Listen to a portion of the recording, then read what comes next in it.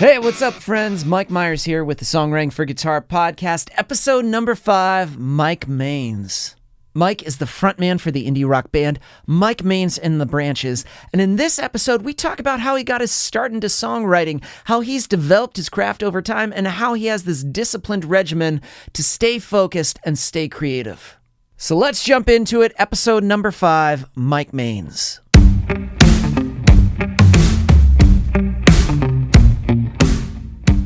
When I listened to your music, before I met you, and I remember I think I was in Cincinnati at like a venue or club, and like your video came on, and one of the guys there was like, "Oh, they were just through here. They were really good." And your music is, when I listened to it, I was like, "Wow, this is really honest." And then I met you, and I was just like, "This is who he is.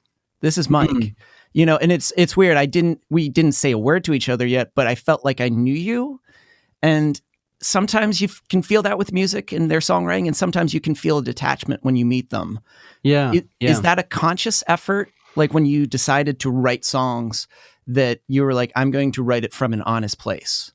I was just, trying to make as much money as I could and be as fake as possible, to get to the top. No, I guess so. For me, when I first started writing, poetry and songs and all of that in school, it was never, I guess it was never a decision like, this is who I am and this is who I'm, this is the person who's going to school and this is the guy that's at home writing songs. It felt more like the kid at school or the guy working the job some years later when he's trying to make it were like lesser versions than the true version of myself, which was the songwriter and the wannabe rock star. And so as things have progressed, it's honestly, it's a great question because it's something that I think a lot less about, but I think more, maybe even sometimes more than I should, to always write songs that are cathartic and vulnerable and feel like they're coming from a real place. Because if not, man, I just recognize that if the dream happens, right? Like if I write a song and that song blows up and our lives change, but I wrote a song just because I was trying to win fans and make money, I'm gonna be so pissed off every night when I have to sing that song because I'm not gonna believe it. And so for me, that authenticity has always been like, I'd rather have a humble beginning and have the slow, steady, kind of rise to each and every level that I hope we're able to get to, off of honest music that I believe in, because there's songs that, especially off of our most recent record, I can picture myself singing a handful of those songs for the next 10 years and just not getting tired of it. That was a long-winded answer, man. No, that's what I love about you, because it's more than just oh yeah, or oh totally. When you listen to your music, it's like it's authentic, and then it's like, I bet there's a cool story and there's a deeper meaning as you go. And as that answer right there, to me, yeah, there's always a deeper answer with you, because that's what I find interesting every time we have a conversation. When you talk about songwriting, I was, last night I was like, I want to look at some YouTube videos of Mike, and I found one of you, eating a 72-ounce steak one time doing a challenge. Yeah, dude. And then I found one where you talked about, your early days of songwriting, that when you were in high school, you took a choir class. Yeah. And then at that same juncture, you were doing poetry, and those two worlds just kind of like slowly collided, because even teachers saw like, hey, there's something here that they don't see. Yeah. They saw something I didn't see, which is where all the little hamsters on the treadmills in my brain started to accelerate and run a little faster. And that was okay. So there's this, the landscape of my childhood was painful, to say the least. So I moved around quite a bit when I was young and did not have a great relationship with my old man. And That's a whole other podcast. It's a 10-part Mike's very dramatic, whiny emo kid podcast. But so with all of that, I had all of this energy that was built up. I think about kind of like our internal landscape, like a container, and you've got 100%. You can fill it up with whatever you want. We've got free will, and you can throw negativity and resentment in there. But when you're young, there's a lot of people putting stuff in there that you didn't ask them to. And then as you get older, you have to learn to screw the cap off and start taking that stuff out. So eighth grade rolls around, and here I am kind of carrying this doubt, this fear, this insecurity, and a lot of this pain. And then poetry comes along.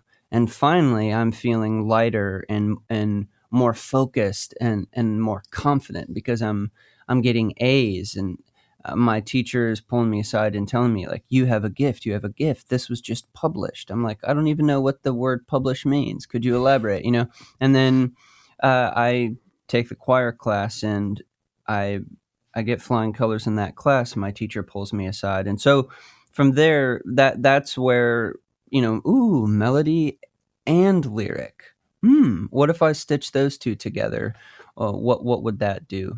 And I've honestly, many years have gone by, and I haven't looked back, but it's still, for me, principally the same. And that is, on any given day, I have a roller coaster of emotions drifting from, I'm going to be dead in 100 years. Life feels meaningless. What am I doing sitting here drinking a cup of coffee when there's children dying in Africa, to what a wonder it is to be alive and be human. And there's a beautiful butterfly flying around in the backyard. It's all over the place. But songwriting and creativity to me are my ways of uh, giving space to that, so that it doesn't become another thing on inside my personal container, just kind of weighing me down. It's taking that negative energy and the positive and all forms of energy that life kind of throws at us, and then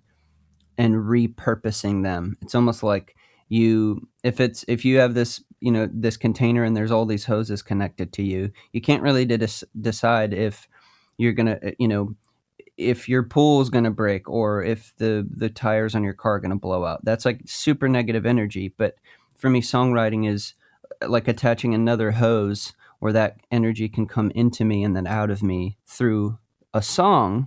And what was once me being pissed about my car breaking down is now a song about how things are going to get better.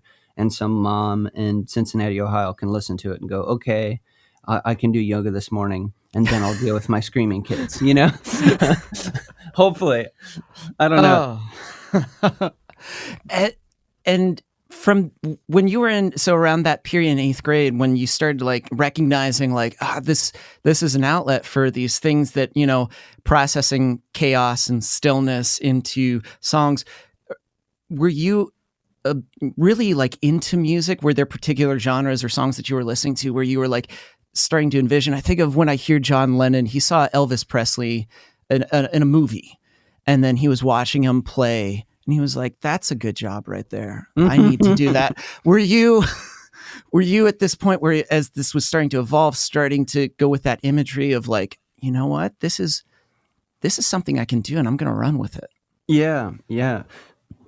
That's where eighth grade is where it clicked for me for the first time. Like, I'm never gonna do anything but music. But I was still, I grew up in a farming community, and so the idea of going to college for songwriting wasn't even like a thought in the galaxy I lived in. Like, it's like you go and you get a business degree, and you come back and you run your family's farm. Like that, it was so. There was no way. I mean, the internet came out when I was like still in school or growing up. You know what I mean? It wasn't.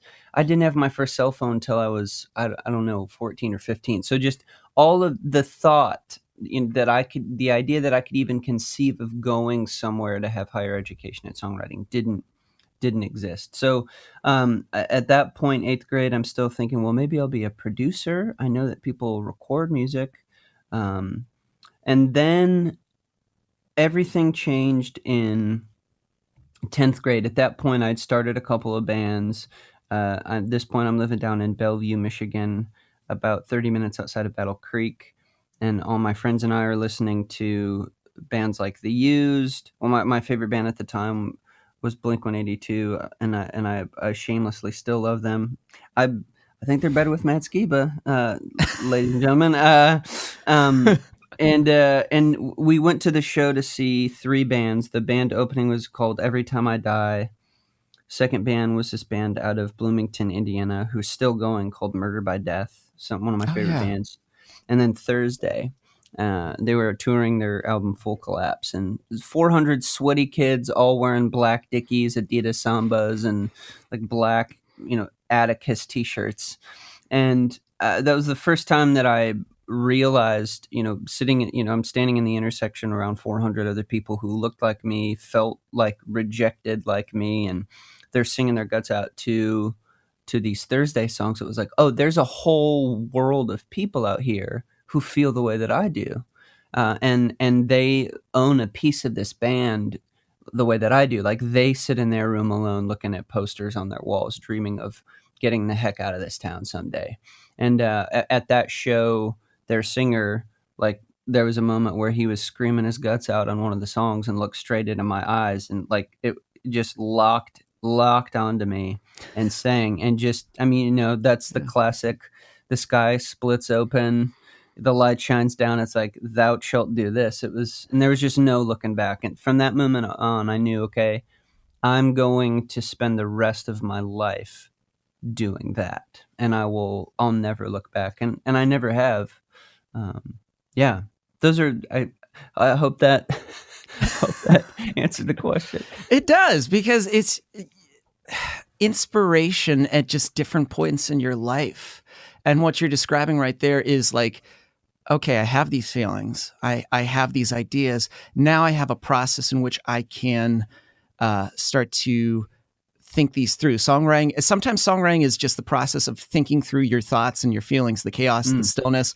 And then the idea of like, I can do this, like, and I'm going to do this. There's no plan B. I'm not going to go to this tech school and be like, I'll just get this just in case it doesn't work out. You're like, I'm going to figure this out. But, you say rural, a farmland, it's still the same for somebody that grows in the city that goes, oh, you're going to go to college and you're going to get, this degree in business. You may not like business, but it's a practical thing. This is what we do.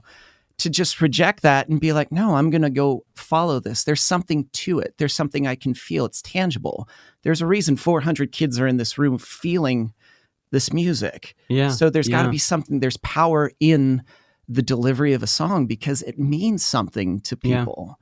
And your music, means a lot to people, because when you sing from that honest place, that is not just relatable, but it's lasting. You're not just building like something that somebody goes, oh, that's catchy. It's a connection and almost community that you're starting to build.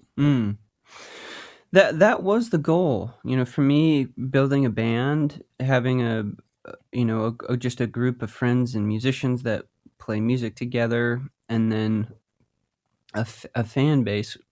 To me, saying fan base always feels strange. I view them as like friends, and like very much a community and family. So that's what I wanted. My family growing up was so dysfunctional that my friends felt more like family to me than my own blood. And now, the conversations that I have with fans after shows who talk about, nearly committing suicide, and then they heard our song on the radio, or, friend relationships or marriages falling apart, and they heard our music, and that was, the change that they needed, or sort of the seed that began to turn everything else around. Those are things I don't take lightly. Like, when I wake up and I still feel the weight, I don't want to get out of bed. I don't want to write another song. I feel like I'm so far away from where I want to be. I have to remember there thousands of other people that care about what we're doing, that feel the same way that I do, but they're looking to us for another song that encapsulates what they're feeling, so they can keep putting one foot in front of the other, and not just getting through life or just surviving life, but getting better along the way. So my best days are when I'm mindful of that, and I'm writing, I'm writing for them. Do you have steps to keep you in that creative space? Do you know at this point, after years of songwriting, the things that get you energized or inspired, and then things that can deter that process? Yeah, yeah. Number one, sounds funny, but sleep, like really good night's sleep. Um, and then for me, I think I write my best um, in the morning.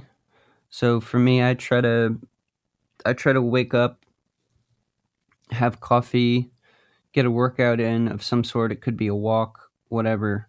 Um, have some breakfast, and then be in be in this our little home studio that we just built here, and try to be in here anywhere between 9 in the morning and 10, and then I'm in here most days from 10 until sometimes 10 or 11, on and off.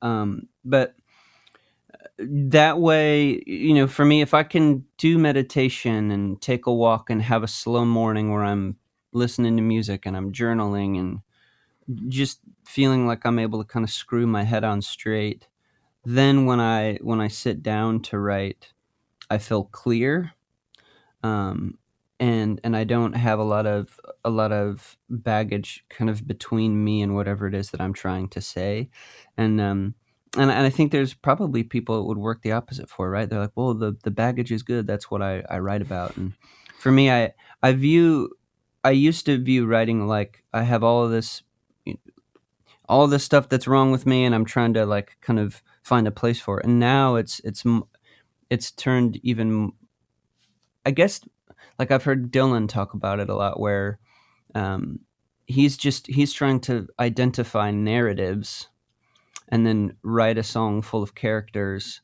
that represent those narratives. So for me, irony is compelling, and the state of our politics, everything that's going on in the world. So I'm reading like Time magazine and trying to figure out how do I address this, um, which is a lot heavier. And so I guess my goal in wanting to have a clear mind, and a focused mind, is so that if I feel inspired that day to write a song that's like a folk, kind of like a folk protest song, if that's what I feel like is coming at me, do I have the sober mind, the clear mind to be able to bring that out?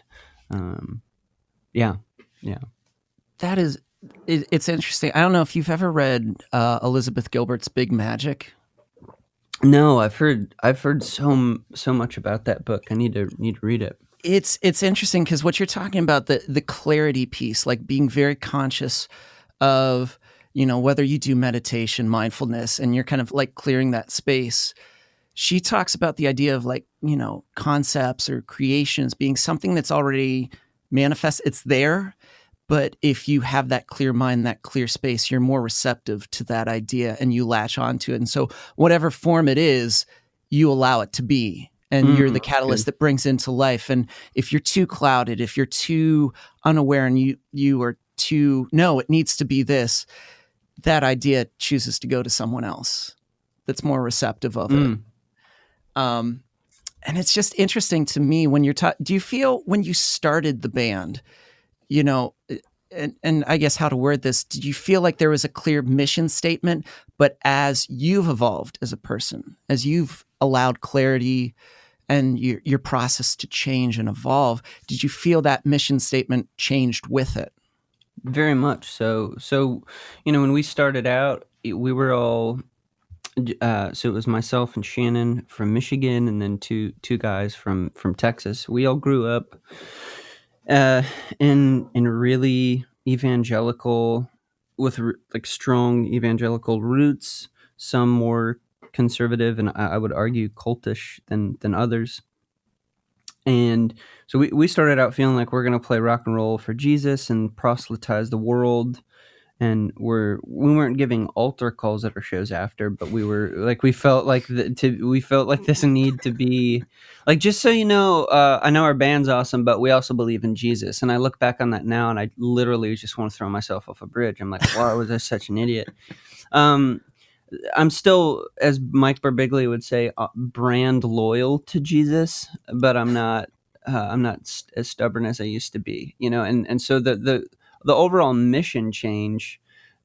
So when we started, that was the focus, right? Like, for better or worse, it gave us this mission that unified everyone, and we just gave it everything that we had and got a crazy ton of momentum very, very, very quickly. And then after that, you know, our bass player leaves to go and get married.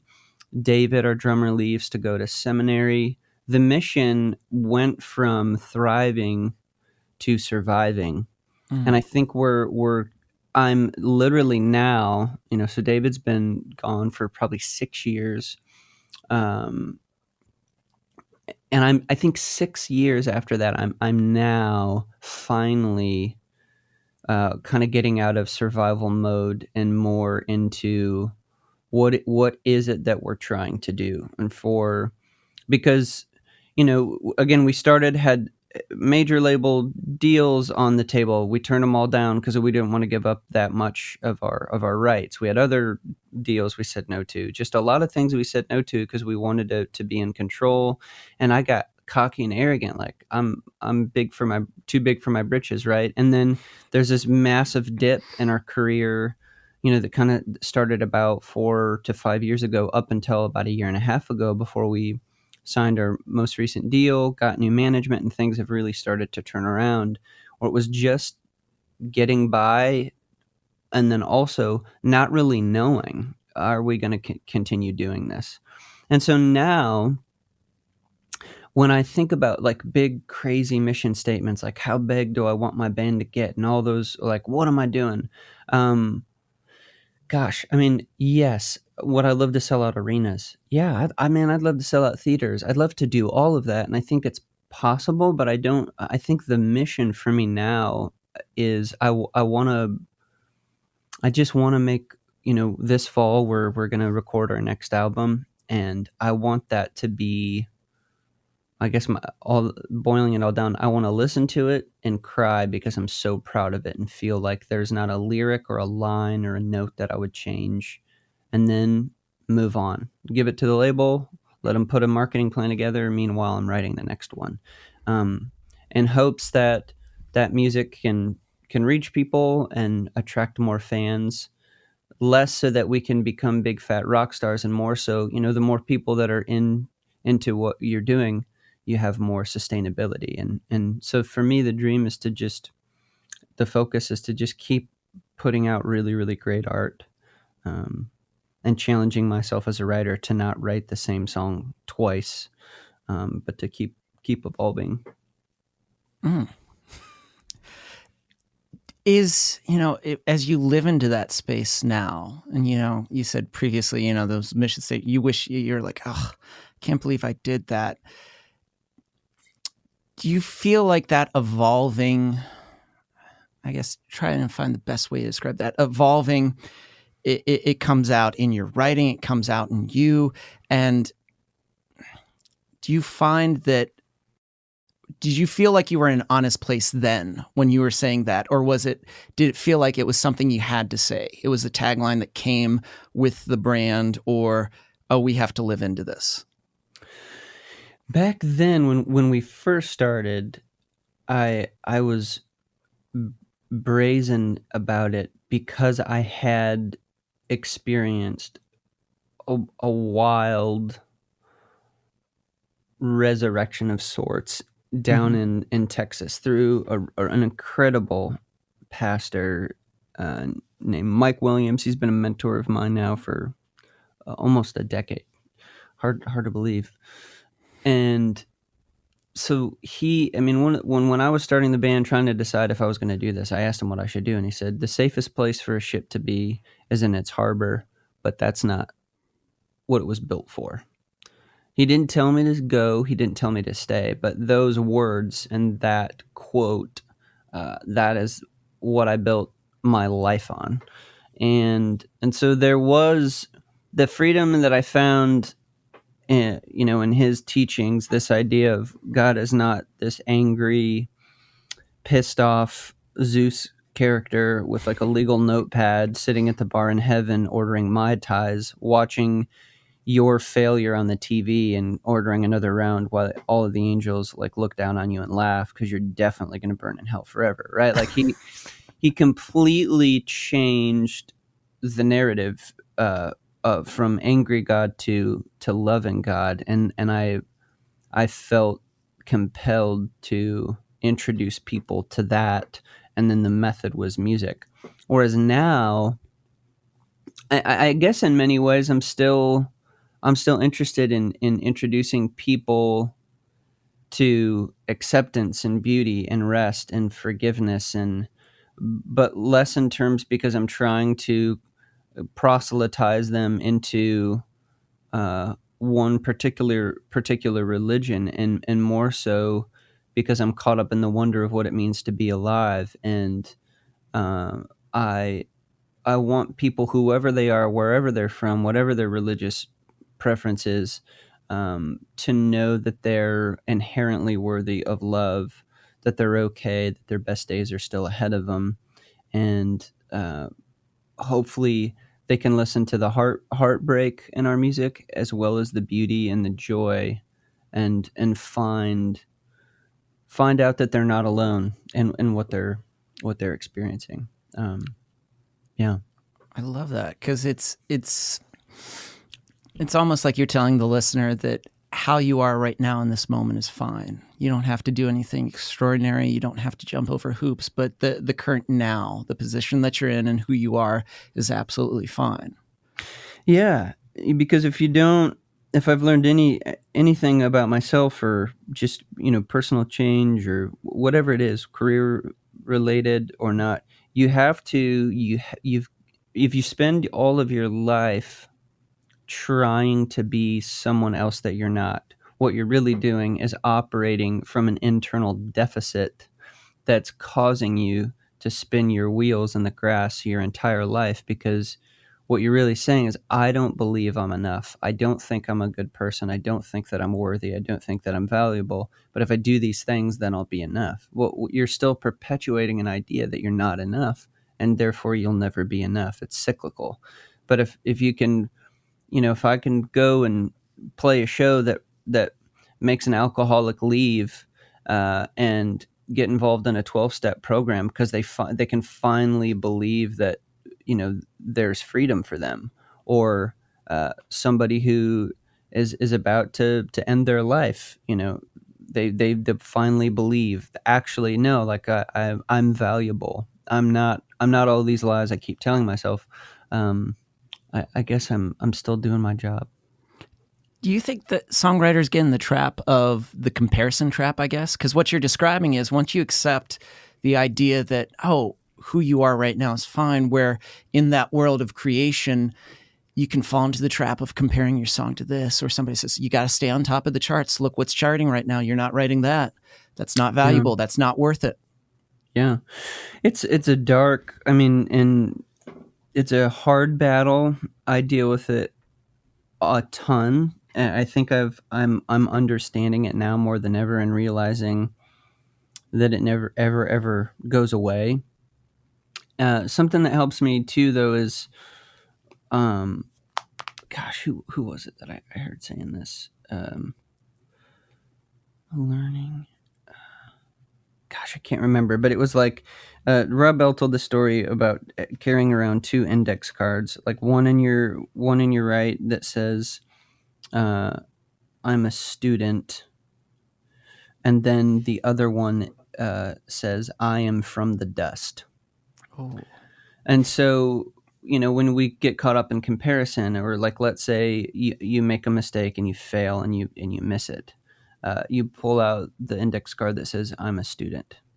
I'm a student. I'm a disciple of this, this path of life, this way towards, you know, growing and becoming the person that we were meant to be. I'm learning. And then, but if I look around and at other bands who are smaller than my band, or other songwriters who are less successful, and I start to feel like, man, I'm awesome. I'm definitely doing better than they are.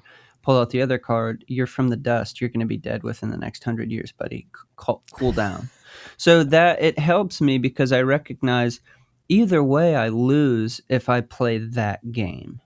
And though that kind of that mental checklist helps me because I if I look around and I compare myself for long enough, I'll feel like literally a complete failure in my career. And yet I recognize I live in a house and a mortgage. I pay my mortgage off of rock and roll. We live in Nashville and I get to write songs with my friends and play shows with my band. For all intensive purposes, like we did the dang thing. But it's only when I start comparing like the size of my plate to someone else's plate that I start to feel inadequate. And and I've had friends say, "Yeah, Mike, but you feel like a failure because you're not where X, Y, and Z is."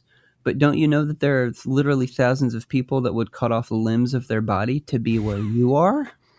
And that kind of helps me go, okay, I want to fill my days with gratitude, and instead of being distracted by what I don't have and who I'm not, be thankful that I can wake up next to a beautiful woman who loves me and cares about me. Be grateful that I have a room full of gear that I can go to at any time and write and record, and those songs can get out into the world. That kind of keeps my head screwed on straight, but certainly doesn't mean that I don't dance with jealousy. Before we started recording, I was thinking in my head, I know Mike's going to say stuff that's going to make me go, God, I love him even more. And next time I see you, I feel like I need to get you a crocheted pillow that says, I pay my mortgage with rock and roll, because that is such a good, I love that.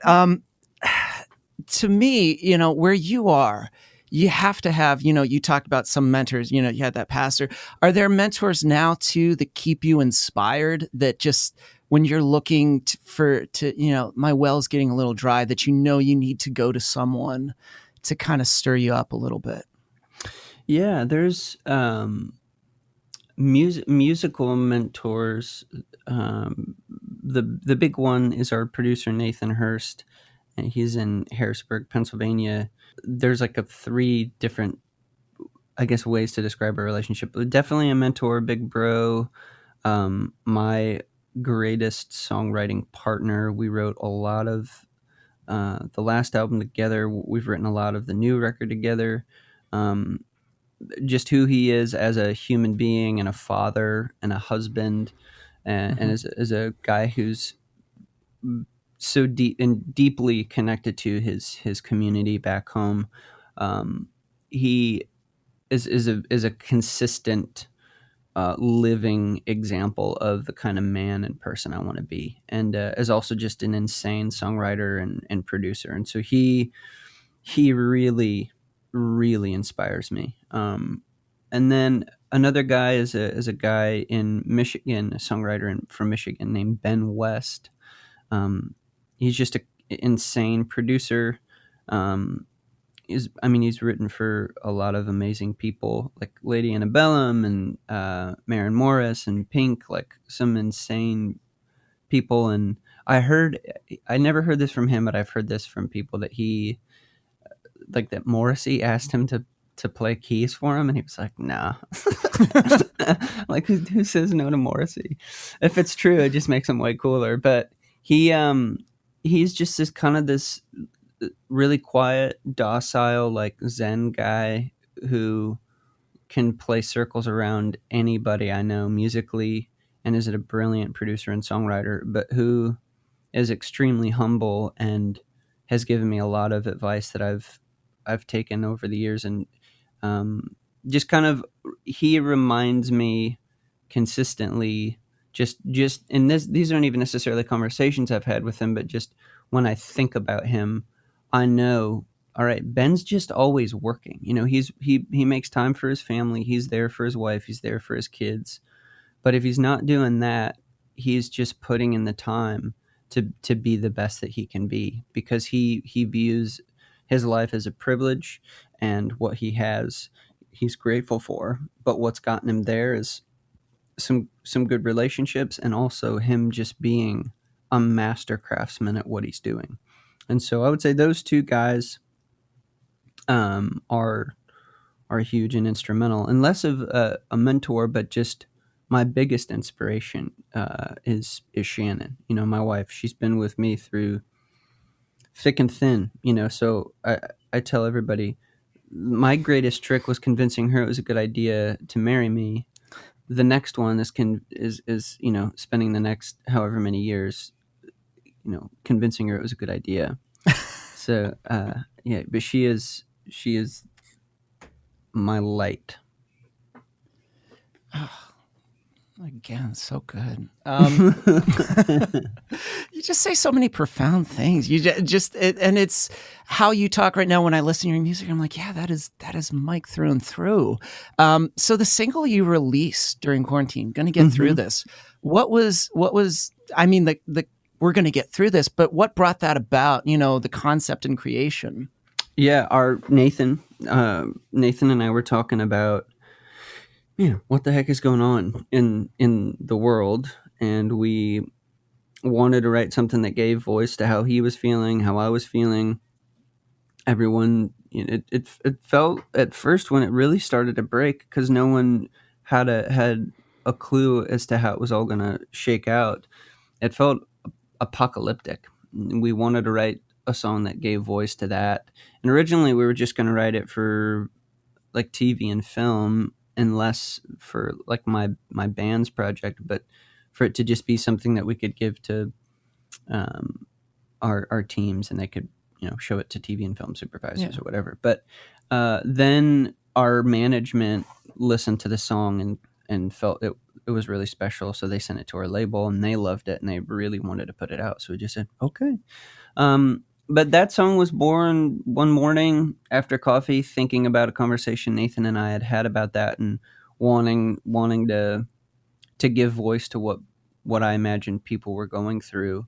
And the lyrics to the first verse and the chorus came pretty quick, and so I just scratched that out on a voice memo and sent it to him, and then he sent back a track after we fleshed out lyrics together on a Zoom call, and then I recorded all the vocals here in this room on this microphone that I'm talking to you on, and then we got it mastered and put it out. It's just because just how you're saying right now, I recorded vocals, right here on this mic. How much since technology has changed, has music been quicker to record, and like concept and ideas can come faster for you? Has it changed? Yeah, as far as during the pandemic, or just in general, just even the technology that we have now, just not in pandemic, but even like a couple months before pandemic, how technology has changed for musicians, that the connection, the creation can be done from the space that you live in. Yeah, that's been insane, because I couldn't tell you what any of the companies or the plugins are that do it, but I've done sessions where I have a session open in Logic, but over the internet, whoever I'm writing with can get into Logic and move stuff around from their computer on the other side of town or on the other side of the country. That's just, on one hand, exciting, and also like just disturbing. It's like I hope that technology never gets used for something bad, but yeah, I mean, being able to connect with people online and write songs, and with a lot of what we've been doing is, guys, and so I'll get on, I'll do a session, and we'll write a song, just a couple of guys, an acoustic guitar, and then someone will send me a drum loop. I'll record guitars and bass, and and vocals over that, and Shannon, maybe she'll throw piano on it, and we send those files back. Listen, everybody likes it, cool. Send those files off to get mixed, cool. Mastered, cool. And then we deliver them to label or whoever's going to rep those songs. But none of us have left our houses to do that. And Yeah. that's still, I mean, that, I don't know why. I mean, that shouldn't be as amazing to me as it is, but it's just really cool that I can wake up in the morning, sit in a room, write a song with someone remotely, and then bounce all of those files around the internet, and then eventually you go to Spotify and hit play. That's just still really cool to me. And it's amazing because you're in control of your space, like where you record. Do you feel like that also affects some of the things in creation when it's just your space? You have control of what it looks like. You have control of what's around you, and it's no longer just like, oh, this studio right here, but it's yours. Yeah, 100%.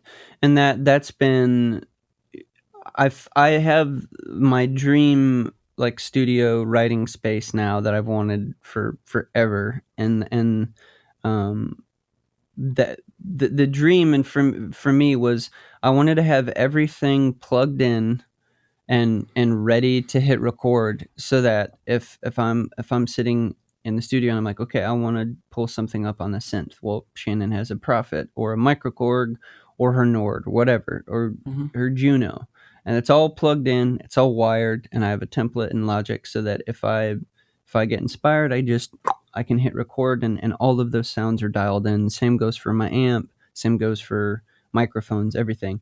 And that helps me because I know where everything is, and I know kind of my basic sounds that I want, and it helps me stay inspired. And of course, the more time that I spend in the room, I'm always looking for ways to expedite my process, so that, especially when it comes to more recording music and producing and less writing, when you're at that stage, there's this Apple spinning rainbow of death, or a number of things that can kind of get in your way. But when it's your own space, you can identify and troubleshoot and remove a lot of those issues, so that when you're creating, it's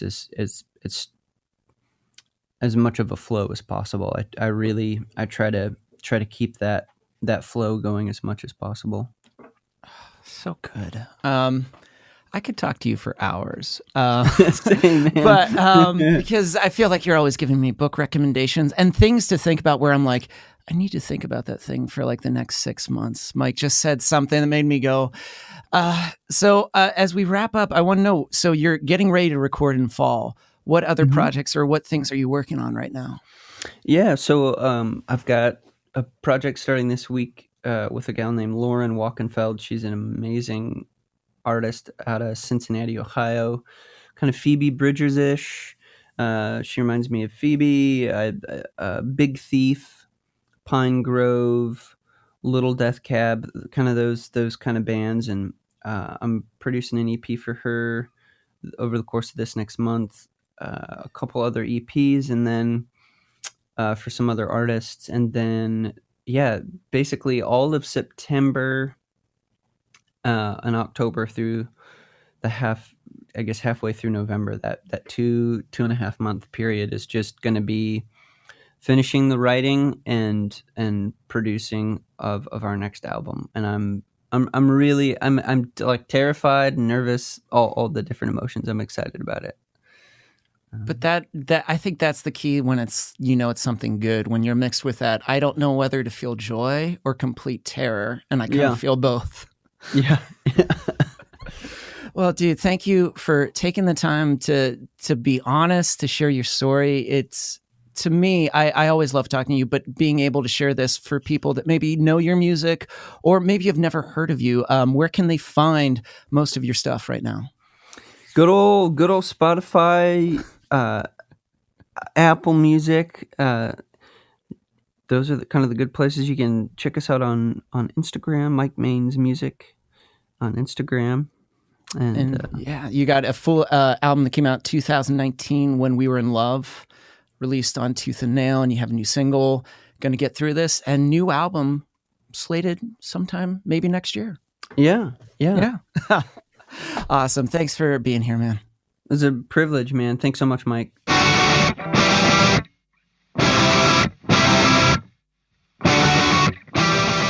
That was so good. I learned more about Mike, and it was just fascinating to me. One of the first times I met Mike was at a cookie table at a friend's wedding. And even in that moment, I was just like, you and I are going to be friends. We both kind of felt that, so I'm glad he could be here. How many times have you run across this scenario? You have an amazing melody, you're excited, you grab your guitar, and you think, what chord should I use? Where should I start? You don't even know. And you start gravitating to just like the same things that you use, and it just doesn't fit. Don't worry, because that's a scenario that I see over and over and over. I have a module over at Songwriting for Guitar Insiders where I show you how to write chords to an existing melody. How should you start doing it? What are the steps you should take? So when you sign up for the Songwriting for Guitar Insiders group, you're going to get access to that module, a host of others, plus every month I give you a new skill building module. You'll get access to an awesome community of folks that you can start connecting with, sharing ideas, and start collaborating with. Just go to songwritingforguitar.com and sign up for the Songwriting for Guitar Insiders group. If you've been enjoying these episodes, please give us an amazing review on iTunes. Every single one helps tremendously. This episode was edited and produced by Chris Fafalius. I'm Mike Myers. Until next time.